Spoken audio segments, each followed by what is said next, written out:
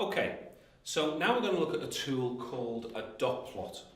Now a dot plot is a really great graphical visual way of illustrating a collected set of data.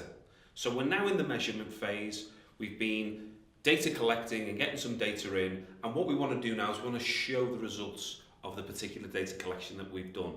And as I say, a dot plot is a great way for seeing that from a very, very visual point of view.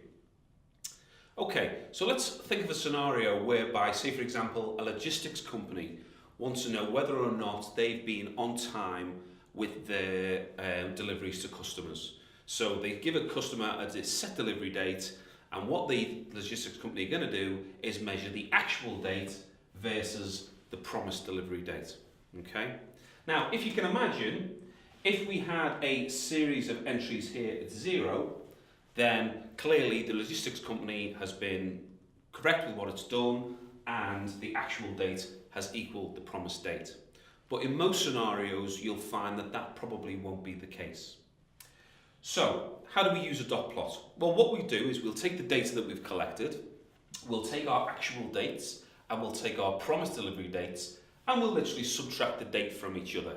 So we may find that in the first case, the promised date was the 28th of the month, and the item was delivered on the 28th of the month, so the difference is 0. And we would represent that by a circle or a dot at the 0 point on the lower axis. Okay? The vertical axis is labelled frequency. Okay? Now basically what we would do here is if we did another set of actual and promised delivery dates, and we again found that the difference was 0, we would represent that by a second dot sitting above the first dot at 0. And we would build the dot plot from that, using this actual minus promised delivery date to categorize all the different instances along this axis. So we may find that, for example, we were quite early with some of our deliveries, in which case you will be down this end of the scale, possibly -3, which would be 3 days early.